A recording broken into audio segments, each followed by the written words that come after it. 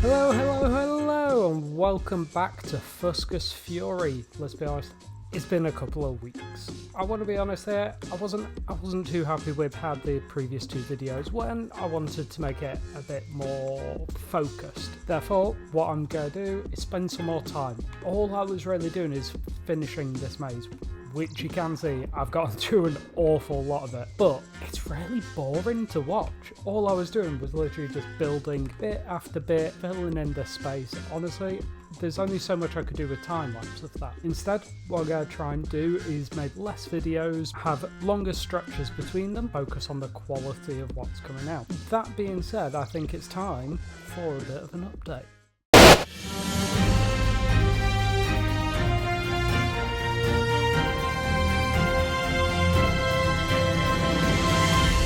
Good evening everyone, I'm Glossy Pigeon and tonight we dive into the blocking exhilarating world of Fuscus Fury, the Minecraft maze realm that has gamers and builders abuzz.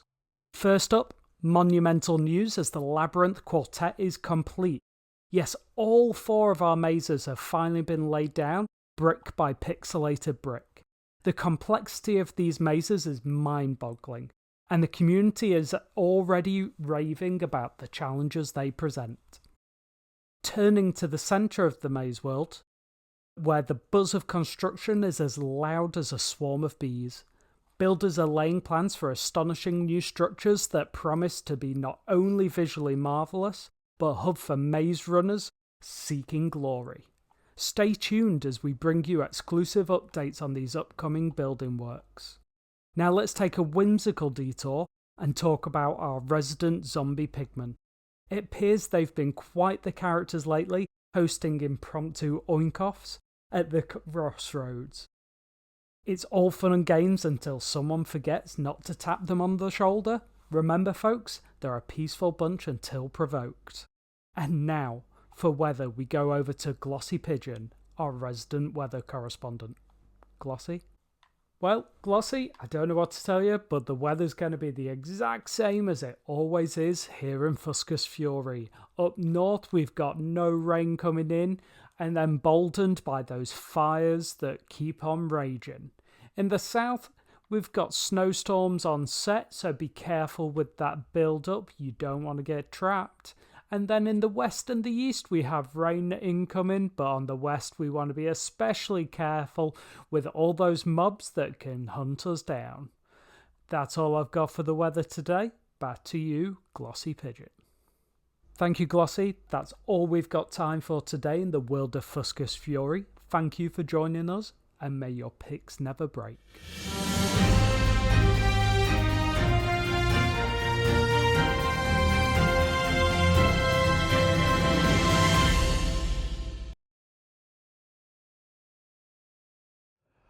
So, I think there's some explaining to do here about what has happened.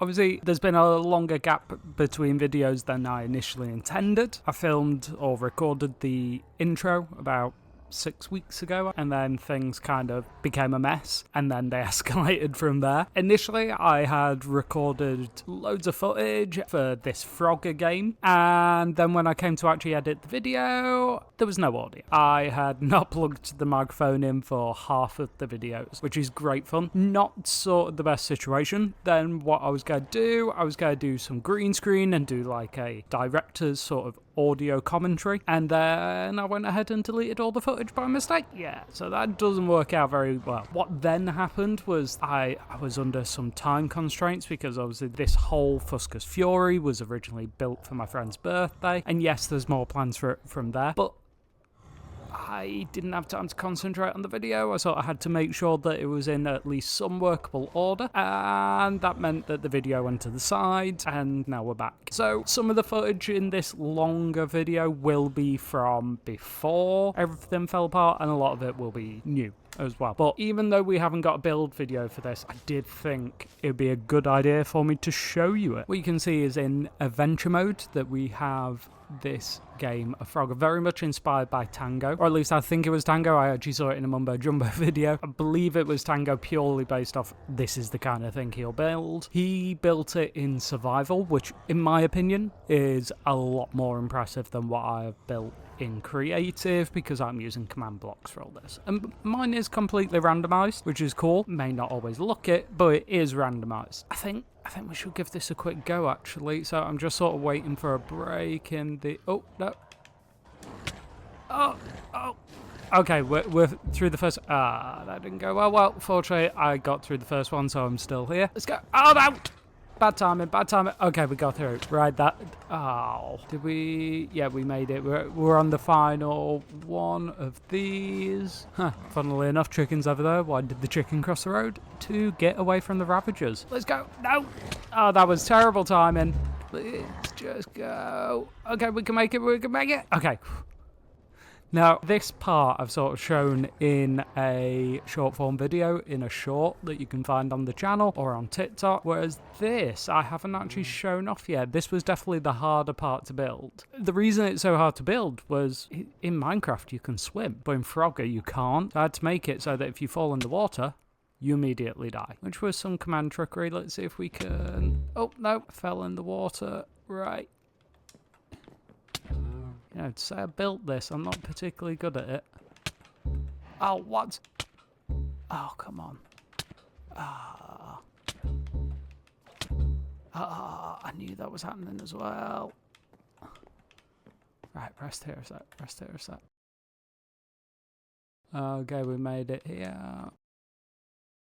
Yes, we made it across. And this is actually the new centre of the maze. There is actually the fire key. I've put some return things in here, but that's actually what we're going to focus on today. There was an initial playthrough of the first form of Fuscus Fury the other week, I think a week ago, maybe longer. Was it a week ago? I can't recall. No, it might have been 2 weeks now. For my friend's birthday, we did the first playthrough. It took us 4 hours to complete the Earth Maze, and that's with some cheating. Don't tell my friend and my brother that we cheated. I mean, he'll really tell if they actually watch these videos because they'll probably message me talking about it. But there was some feedback that I've taken on board, and there's one thing I really want to build. Welcome to Total Fuscus, the ultimate Minecraft game show where courage, strategy and agility meet in a challenging race through a gauntlet of daring obstacles. Each episode, contestants navigate through a series of treacherous trials designed within the expansive and unpredictable Fuscus Fury mazes. On this week's episode, a withering journey to the Nether. In the centre of our fire maze rests a simple looking chest, but opening it may be the last thing you ever do. Contestants will test their might as they fight through countless wither skeletons to come closer to the ultimate prize, the fire key. Well folks, looks like we have our first competitor today, checking around that chest, making sure there's no traps. Must not be their first time inside the Fuscus Fury maze. Oh, let's catch them on the other side. Let's see how they get on with these wither skeletons. They're making a run for it. Oh, I feel like we should have predicted that. Well, join us next time for another exciting episode. What I really want to focus on building today is respawn. Or not necessarily respawn, but save states. So this was an idea proposed by my friend. Obviously, these maps are huge and it does take a long time to complete any of these. Like, even though I built them, I really struggled to complete these mazes. But what if they wanted to go back to the centre, or if they wanted to start tackling a different maze? Could we make a way for them to do that? And the answer is yes. We absolutely can do that. Well, at least I have an idea how we're going to do that, and it's down to me to create that idea, because ultimately we're going to do a lot more with this. Eventually it's all going to make sense. There's going to be like trading centers in the center of the maze, so you earn or you find like a currency as you go around the map, and you come back and you trade it to upgrade your equipment. The reason this has changed is originally the idea was that multiple people will go play at the same time and do each maze separately, but this makes a lot more sense if you tackle each maze. But then you can also decide in which order you tackle the mazes to sort of improve your chances of completing them, and to do that we should have an upgrade path. But then if the centre of the map is where you upgrade, you need to be able to go back to the centre of the map easily. We'll go create a system that allows us to do that. It's actually incredibly simple to do, so I'm just in my under the base segment where a lot of the mechanics of certain things occur. We're going to be using armour stands to do this. Armour stands can be named, so they can be unique individual points. I've named this one the fire save point, and then we can delete this redstone torch. If I trigger this, I'll immediately jump to the fire save point. We can make that better as well. If I turn the armor stand invisible, obviously we still have these particle effects, but they're few and far between, and it still sort of works with the save point idea anyway. We literally have now an invisible save point. I've made the armor stand visible again so I can show you what we're doing here. I have a fire charge that I've renamed to fire save point. I have this command block that executes on an item, the name fire save point, the same name that I've changed the fire charge to. So now if I simply drop one of these, that now teleports towards this. Obviously we do naturally have the issue of if I do this and then I do this, yeah, that's gonna start breaking some stuff. Let's see if we can... Oh, interesting that it teleports that. What we need it to do as well is we'll need it to do a couple of other bits, like teleport the player back. We'll need a few more command blocks for everything I sort of need this to do.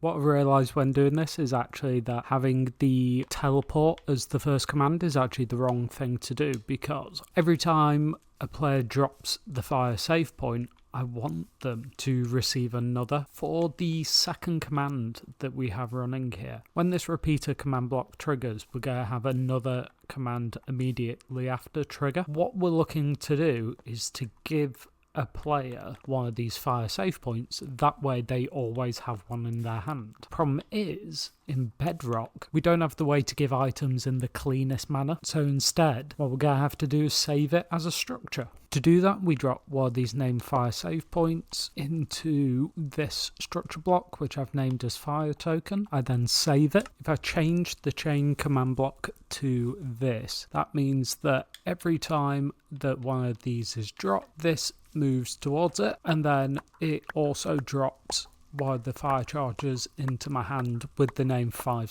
save point up. You can see it's building up. I've changed this third command block to teleport, so when now that the fire charge is dropped, or the named fire charge, what I keep forgetting what I call it, the fire save point, whenever I drop that, I now teleport to the center of the maze into the waterfall, and then I've also done it to then kill the entity that is the fire save point. Now, where has that gone? What I might need to do just temporarily is put needs redstone on, because I don't know where that has gone. Yeah, so the fire save point has been teleported, but I can't see it. Is it invisible? Have I turned it invisible?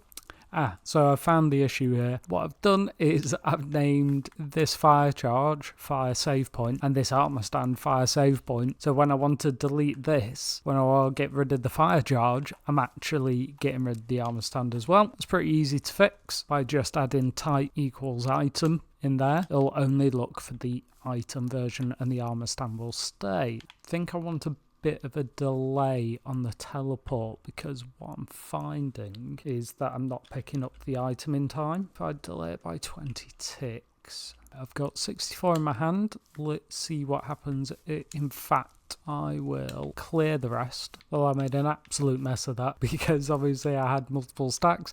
I kept dropping them and I kept teleporting. I could have probably just cleared them, but I did what I did. Let's try this now. If I drop this. And then I have 64 and 3, so I now have an extra one. Interesting. Is that because of the delay?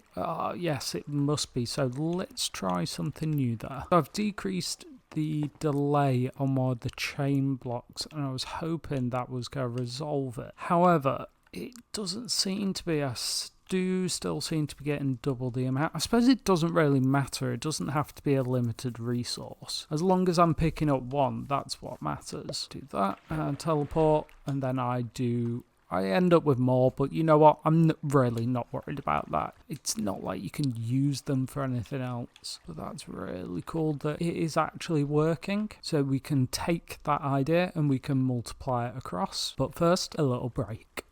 Welcome to Extreme Fury Makeover, where we help those in need in the most extreme way possible. Home renovation. On this week's episode, a beautiful and secluded library tower from which you can see for miles in all directions. A place for this giant shulker family to rest their weary heads and greet all those visitors as they do on the regular. Welcome all to this week's episode of Extreme Fury Makeover. I'm stood outside the Shulker family home and we'll be going in a moment to surprise them with a brand new renovated house to help with their ever expanding family. A family that's no stranger to welcoming in anyone that passes by their door, so let's go on in. Hello everyone and congratulations, you are the lucky winners of Extreme Fury Makeover. We'll be making over your residence and we'll catch you in a few days. All of our residents have moved safely.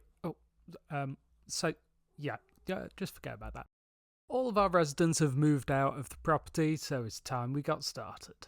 The first thing we're going to work on is these bookcases. They look a bit boring, a little dilapidated, and I feel we can do much better. Now, they are a bit of a difficult one to rip out. I actually need to use this tool. I thought that would take a lot longer than that. Now we've moved out all the furniture and bookcases, we can get to the real hard work. We're going to start by taking out this floor.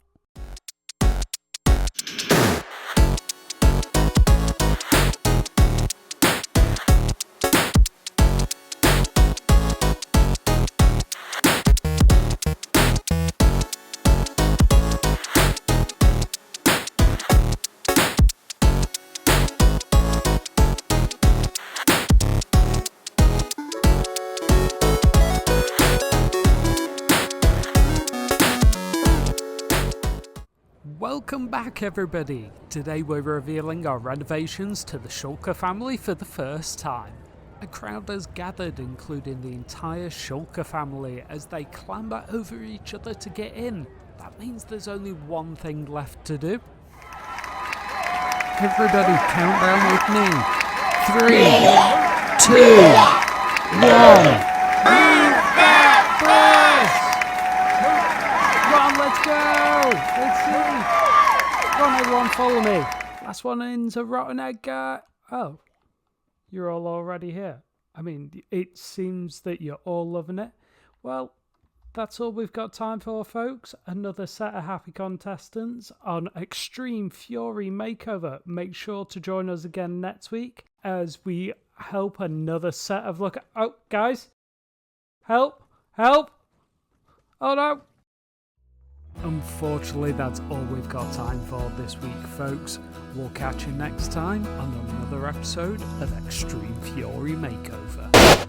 I've copied the structure across for all 4 mazes, put all the codes in so they're all individually named. There are now 4 invisible armor stands Oh, there's one, you can see one, and it's invisibility there, so they're all in place. What they won't do, for example, ice save point, it won't work when you're in here. Part of the reason for that is I don't want people to be able to get in here accidentally, because otherwise they'll be scuppered in getting out. That means it doesn't work within the central base radius. That's why I wanted to get these so central to the actual maze itself, or the central to the center of the maze. I don't know, guys. Cool, let's go have a look. As you can see, I am very far away from the center of the maze. I'm actually near enough up inside this tower. I've just realized an issue with the coding here, which I'm going to explain in a minute and I'll fix in a minute as well. But if I drop this here, I will teleport back to the beginning, and now if we go out to the air maze, we can actually see there's an invisible armor stand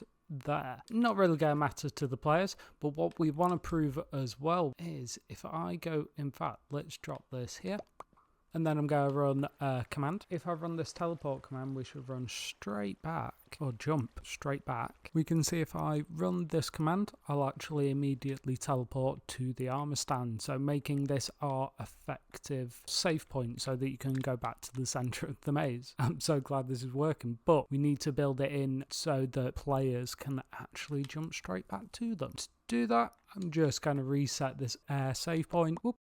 Trying to think where would be best to place the command block or place the button for players to go back. I quite like the idea of doing it within here. It makes sort of sense. I do think naturally it's going to have to be here.